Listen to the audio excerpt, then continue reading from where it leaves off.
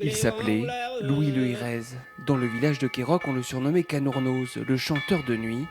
Élodie Jaffray a découvert que c'était son arrière-grand-oncle.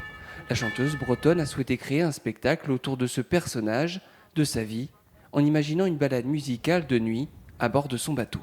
Il partait de Poulaine en Poulaine, donc en fait on imagine une nuit avec lui. On part en mer avec Louis un soir, donc il se prépare pour partir à la pêche. Il arrive à Port-Guen, il prépare son matériel, il arrive sur son bateau et là, à peine embarqué, il commence à chanter une première chanson et c'est la première d'une longue série qui le maintiendra éveillé toute la nuit. Cette création musicale a été écrite avec le contrebassiste Yann Le Bozek et la harpiste Awena Lucas, autour des chants traditionnels qu'interprétait Louis Le Hirez. Les musiciens ont essayé de retranscrire l'ambiance nocturne des sorties de pêche avec des arrangements musicaux minimalistes.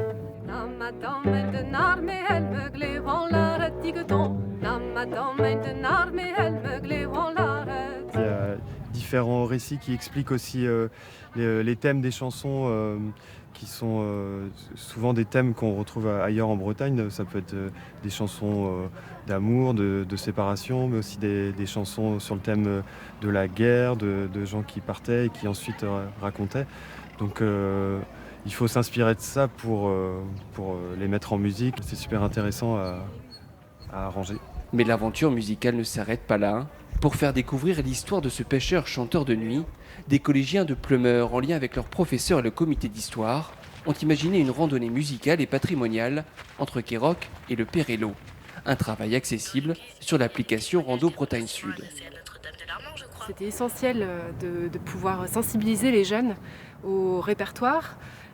Et au-delà du chant traditionnel et de la langue bretonne, c'est aussi les sensibiliser à leur environnement, à leur territoire, qu'ils apprennent à connaître aussi l'histoire de leur lieu de vie, et les histoires aussi, parce que c'est quand même pas une histoire commune, l'histoire de ce chanteur de nuit, et ça leur a permis également d'en connaître sur le métier de pêcheur et sur l'histoire en général.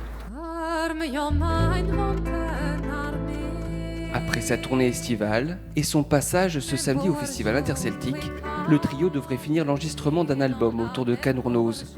La sortie est prévue au mois de novembre.